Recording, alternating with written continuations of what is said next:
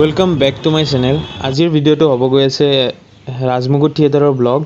গতিকে নলবাৰী চাইডে চামতাৰ বাগে থিয়েটাৰ সেই বতৰটো মই আপোনালোকক আজি দেখাম। মানে কেনেকুৱা এই চাৰিওফানে আপোনালোকে মাত্ৰ থিয়েটাৰৰ বস্তু ইয়াত পূজাৰ ওপৰতো মানে থিয়েটাৰৰ বেছি গুৰুত্ব দিয়া হয়। গতিকে সেইবোৰ ইয়াতে হেঙুল থিয়েটাৰৰ পেণ্ডেল হৈ আছে দেখা পাইছে। তাৰপিছত এই ঠাইখিনিত বীণাপাণি থিয়েটাৰৰ পেণ্ডেল বহি আছে, মানে এটাৰ পিছত এটাকে থিয়েটাৰৰ পেণ্ডেল বহিয়ে থাকে।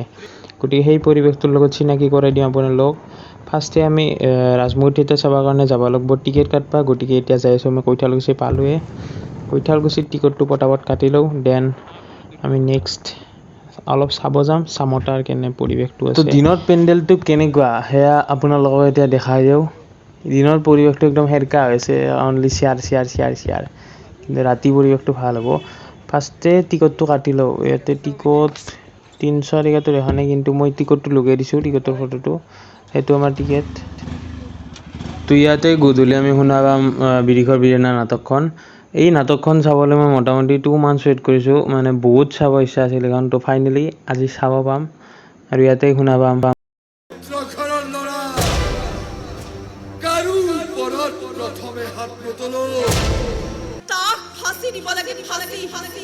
নহলে তাৰ দৰে পশু এটাই জেলৰ পৰা যিকোনো মুহূৰ্ততে পলাই আহিব। যেটো খাওঁতে শুওঁতে কেৱল বীণাকেই দেখা পাওঁ। মই নাজানো বীণা, তুমি মোৰ মনৰ কথাবোৰ বুজি পাবানে নোপোৱা? তো গধূলি এইখন ট্ৰলি দিয়ে আগত আহিব। মই চিষ্টেমটো দেখাই আছোঁ আপোনালোকক আজি ভালকৈ। ইয়াতে দেখিছে এখন ট্ৰলিৰ এইটো ৰিংডাল ইয়াতে টানি আনিব আৰু আগত আহি যাব, সেনেকৈ আহিব। আৰু এতিয়া অলপমান আপোনালোকক চামতাৰ মন্দিৰটো দেখাই দিওঁ, যিহেতু আহিছোঁৱে। এইভাগে দেখাব আৰু এইটো চামতাৰ মেইন মন্দিৰ। চামতা মানে এইখিনি আচলতে হাবুৰ পৰে, হাবুৰৰ দুৰ্গা পূজা। তো এইটো দেখা পাইছে ইয়াতে বহুত মানুহৰ ভিৰ। সেইকাৰণে একবাৰ সোমাইছোঁ, কিন্তু সেই সময়ত ভিডিঅ' কৰা নাই। তো এতিয়া গধূলি পাই বাজিলে 5:30 বাজিল আৰু এতিয়া থিয়েটাৰ ষ্টাৰ্ট হ'ব আৰু সেইকাৰণে পটাপট যাই আছোঁ।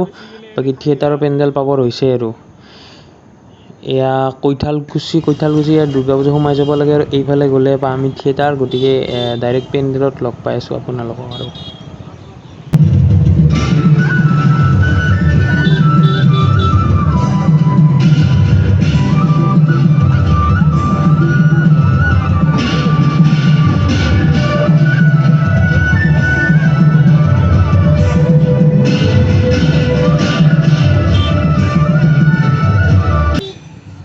তো এয়া পেণ্ডেলৰ বাহিৰত ৰৈ আছোঁ আৰু এতিয়া ঘোষণা চলি আছে আৰু 2টা বেল পৰলাগে মোটামুটি, আৰু এটা বেল পৰলি আৰু 2টা বেলত। গতিকে আমি সোমাওঁ আৰু ভিতৰত। আৰু আপোনাক গেলাৰীত দৰ্শক দেখি আছোঁ, গেলাৰীৰ আৰু মানে গেট খোলাৰ লগে লগে ইমান দৰ্শক আৰু ভিতৰতো আছে। আৰু ইয়াতে চাওক ভিতৰত লাইটবিলাকো ঠিক কৰা আৰম্ভ কৰিছে। গতিকে থিয়েটাৰ ষ্টাৰ্ট হ'লেই।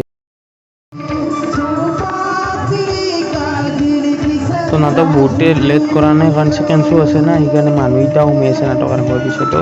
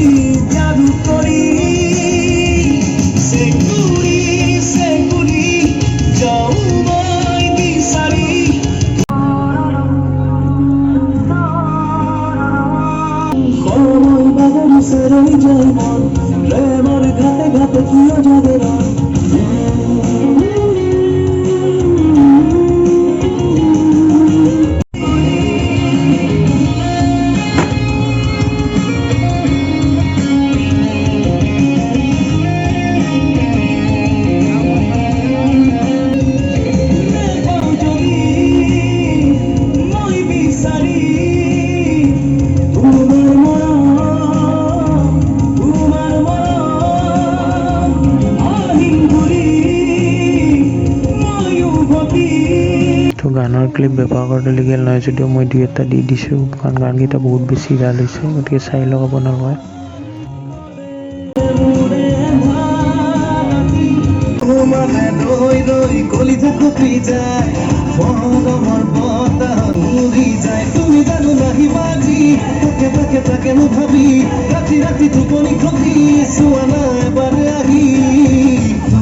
বেজাৰত বুকুতে হেজাৰ বিঘাত নদী বয় তোমালে ৰৈ ৰৈ কৰি যা কপি যায় মৰমৰ বতাহত উমৰি যায়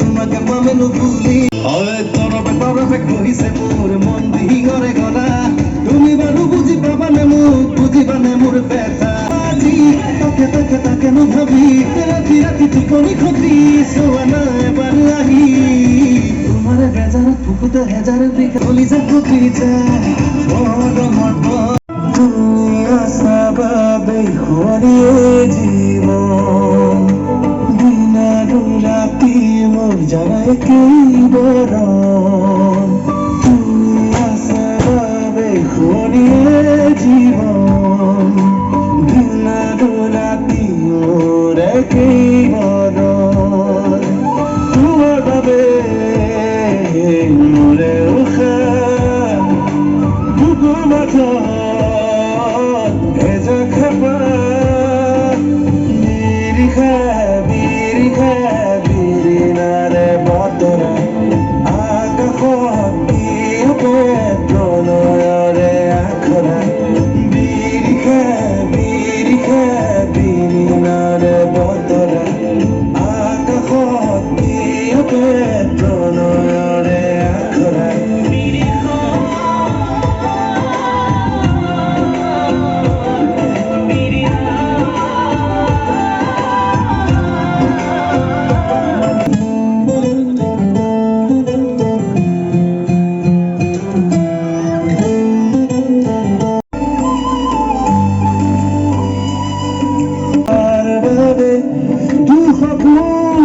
লাগে ফুল তোমাৰ ভাবে আৰ ফুল কবিতাবোৰ তোমাৰ ভাবে জোনাকি ৰাতিবোৰ তোমাৰ ভাবে মোৰে উখা এটা খেপা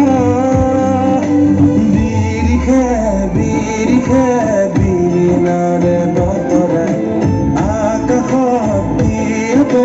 প্ৰণয়ৰে আখৰা বিৰিখা বিৰিনাৰে বতৰা আকাশত দিয়কে প্ৰণয়ৰে আখৰা বুকুৰে মাজত এজা খেপা বিৰিখাৰে আখৰা বিৰিখা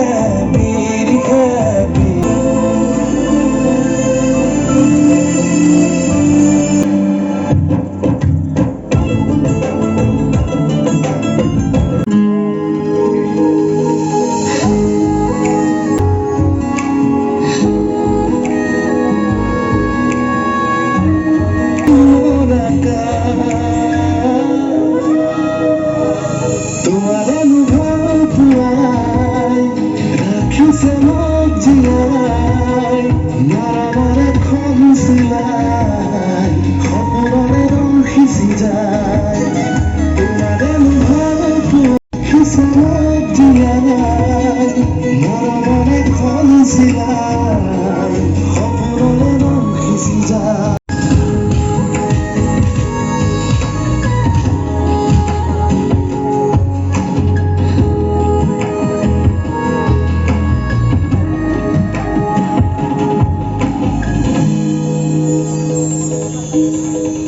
এতিয়া আপোনালোকৰ মনত চাগে নিশ্চয় এটা প্ৰশ্ন ৰৈ গ'ল, সেইটো হৈছে নাটকখন কেনে হৈছে, যোনটো প্ৰশ্ন মানে ফাৰ্ষ্টতে আপোনালোকক ৰখি থাকিলে ইয়ালৈ। তো নাটকখন যদি ক'বলৈ যায় অভিনয়ৰ ক্ষেত্ৰত বহুত বেছি ভাল হৈছে। প্ৰথমতে নাম ল'বলৈ উৎপল দাস, বিৰিখৰ চৰিত্ৰ উৎপল দাস একদম সফল হৈছে। তাৰপিছত নিগেটিভ চৰিত্ৰকেইটা বহুত বেছি ভাল হৈছে, নিগেটিভ চৰিত্ৰকেইটা। আৰু তাৰপিছত যদি আৰু বিৰিনাক আৰু চাব মন আছিল আমাৰ, বিৰিনাৰ স্ক্ৰীন টাইমটো কম বুলি নকওঁ, কিন্তু বিৰিনাক মানে এনেকুৱা চৰিত্ৰ এটা যাক আমি চাব আৰু ইচ্ছা কৰিছিলোঁ। আৰু তাৰপিছত যদি গান নাচৰ কথা ক'ব যাওঁ, গানবিলাক চাৰিওটা গানে বহুত ভাল হৈছে। আৰু বিশেষকৈ না ডেন্সতো মানে এলাহ ডেন্স কৰা অলপ ভাল ধৰণৰ ডেন্স কৰিছে মুঠতে নাটকখনৰ আপুনি নৱৰস পাব হাঁহি কান্দোন সুখ দুখ চব পাব নাটকখনত আৰু বাকী কি ক'ম আৰু ৰাজদীপ সফল হৈছে এখন মই এতিয়ালৈকে চোৱা নাটকৰ ভিতৰত শ্ৰেষ্ঠ বুলি ভাবোঁ মই 7-8খনমান নাটক চালোঁ কিন্তু বেষ্ট লাগিছে ৰাজদীপৰ বিৰিখৰ বীৰণা গতিকে মই ৰেকমেণ্ড কৰিম আপোনালোকে এই বছৰ বেলেগ নাচালেও অন্ততঃ এইখন নাটক চাব এটা ৰস পাব আৰু এতিয়া দেখা পাব লাষ্ট চিনটো মোৰ মোৰ মানে ফেভৰেট চিন এটা যোনটো চিনটো লাগে আপোন তোমাৰ ভাবে আৰ ফুল কবিতাবোৰ তোমাৰ